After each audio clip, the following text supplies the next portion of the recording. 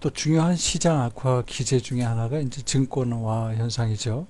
증권화 현상이라고 하면은 기존에 그 은행을 통해서 모기지 대출 나갔던 그런 형태가 이제 소위 그 섀도우 뱅킹 시스템이라고 그래서 투자은행을 비롯한 금융기관들이 주택담보대출을 해준 은행을 위시한 금융기관들로부터 그 주택담보대출을 사서 그 다음에 이거를 그 뭐 여러 형태의 금융상품으로 만들어서 투자자에게 파는 그런 과정, 일련의 과정이 시큐리타이제이션이라고 볼 수 있는데요. 까만선이 소위 그런 증권화를 통해서 팔린 주택담보대출을 의미합니다.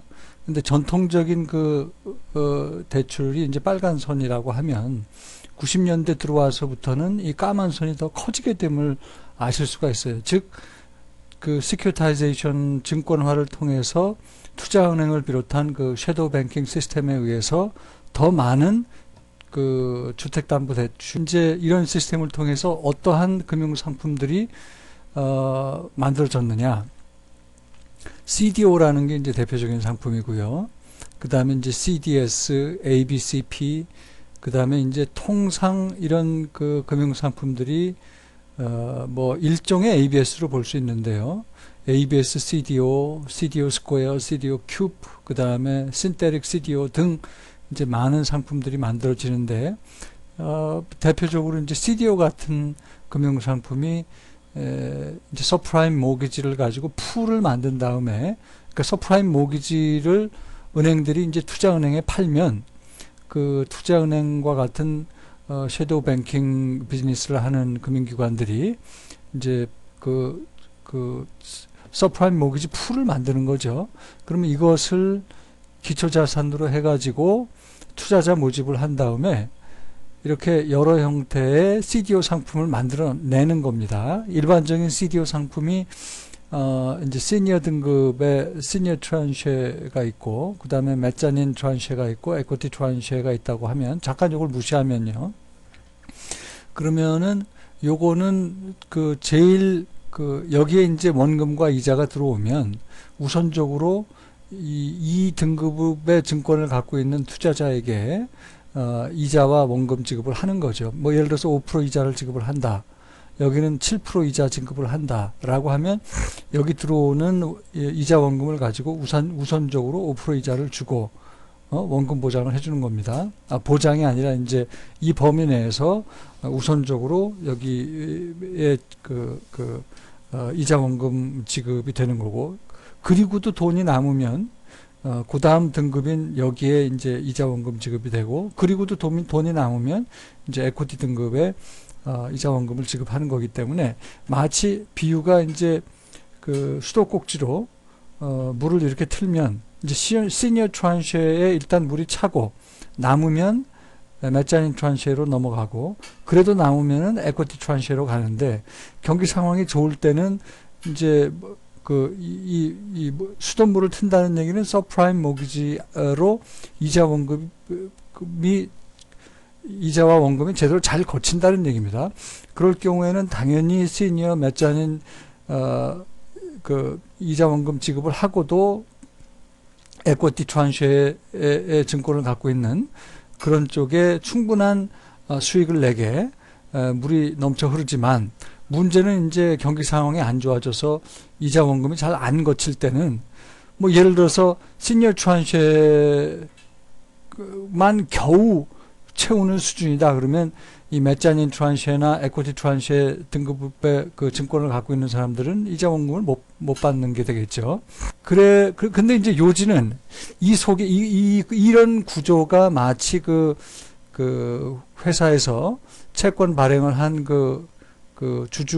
주식이라고 볼 수가 있기 때문에 시니어 트란쉐나 메자닌 트란쉐 같은 경우는 그 속에 사실 레버리지 구조가 숨겨 있다고 볼 수가 있는 거죠. 그래서 그것이 하나의 시장 악화 기제가 될 수 있고 그 다음에 이제 이 메자닌 등급 같은 경우는 이게 잘 시장에서 안 팔립니다.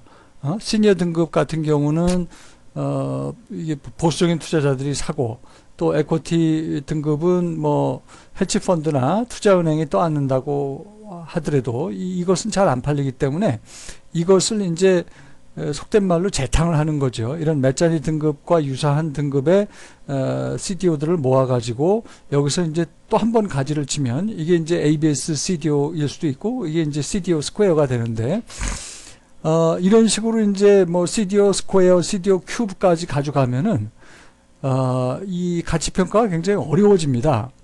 그래서 이렇게 어려워지는 경우에 이제 가치 평가하는 문제가 생기게 되는데요.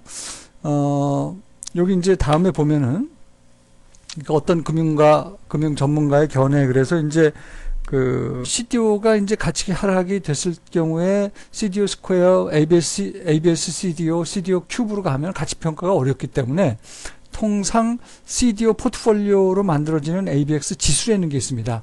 이것과 연동해서 이제 가치 평가를 하게 되는데 시장 상황이 어려워지면서 이 ABX 지수가 하락을 했고 이와 함께 CDO 가치가 이제 하락을 하게 되니까 CDO를 보유한 금융기관이 더욱 어려운 상황으로 몰렸고 이는 또 추가 ABX 지수의 하락을 유도하면서 일종의 그런 그 악순환이 반복이 됐다는 거죠. 이것도 일종의 시장 악화 기제라고 볼 수 있고 그 다음에 이제 뭐 여러 상품들이 있습니다만 이제 CDS 같은 것도 그렇고 이제 CDO 스퀘어, CDO 큐브, ABS CDO도 그렇고 이게 이제 굉장히 가치 평가도 어렵고 이 장외 거래다 보니까 굉장히 이제 불투명한, 불확실한 그런 거래가 이루어지게 되고 그런 것들이 시장 상황이 좋으면은 개념적으로는 이렇게 일단 그 이런 상품을 통해서 그 쉽게 위험 전가가 되고 팔리고 하지만 시장 상황이 어려워지면은 이런 것들이 가치 평가도 어렵기 때문에 굉장히 더 위축이 어려운 상황, 어려운 시장 상황에서 개념적으로 더 위축이 되는 그런 구조를 갖고 있고, 그러니까 불확실성이라고 하는 것이 개념적으로는 이게 시장 악화 기제 역할을 했던 것이 아닌가 하는 말씀을 또 드리고 싶습니다. 그래서 하여튼 증권화를 통해서 우리가 레버리지 이펙트가 있고 그 다음에 이와 같은 그 어떤 지수를 통한 시장 악화 기제, 그 다음에 불확실성을 통한 어떤 시장 악화 기제를 통해서 시장 상황을 악화시켰다 하는 말씀을 드리겠고요. 그 다음에 이제 서프라임 모기지 크라이시스를 그 프린스턴에 있는 이제 신 교수가 이 Q라는 것이 부도 확률이고요. 요 시그마 YI가 말하자면 그 대출 사이즈입니다. 대출 사이즈인데 I 금융기관에서 해준 대출 사이즈인데 부도 확률이 떨어질 때 요 빨간 선으로 표시된 대출이 많이 된다는 얘기죠. 그래서 그 관계가 이렇게 빨간 선으로 표시가 되어 있고, 그 다음에 이 파란 선의 의미는 이제 대출이 많이 되면 될수록 집값이 어떻게 될까요? 집값이 올라가겠죠. 근데 집값이 올라가면 부도 확률은 어떻게 될까요? 떨어지겠죠. 그래서 이 파란 선은 집값과 부도 확률과의 관계입니다. 그러니까 집값이 많이 올라가면 올라갈수록 부도 확률은 떨어진다는 얘기입니다. 그래서 이 빨간 선과 파란 선을 가지고 이제 그 금융위기를 설명을 하고 있는데, 증권화를 통해서 빨간 선이 이렇게 밖으로 쉬프트를 하면 원래 균형점에서 이 밑에 있는 균형점으로 내려가면서 새로운 균형점으로의 어떤 이동 현상이 생기고, 그 과정에서 대출은 더 많이 되고 집값은 부도 확률은 떨어지고 이런 과정을 겪었지만, 뭐 금리가 올랐다거나 뭐 그런 샤크가 주어지면 다시 새로운 균형점으로 이렇게 이동을 하게 되는데, 그 과정이 대출은 줄고 또 부도 확률은 늘어가는 이런 식으로 해가지고 서프라임 모기지 크라이시스를 설명을, 그러니까 요 빨간 점에서 요 빨간 점까지의 이동이 말하자면 그 서프라임 모기지 크라이시스로 본 것이죠. 그래서 집값이 떨어지고 그러면서 파란 선이 이동을 하고, 이게 뭐 금리 인상으로 촉발이 됐던 또 뭐 다른 이유로 촉발이 됐던 그 과정에서 주는 회수가 되고 부도 확률은 높아지고, 그러니까 이 과정이 바로 서프라임 모기지 크라이시스였다는 것입니다.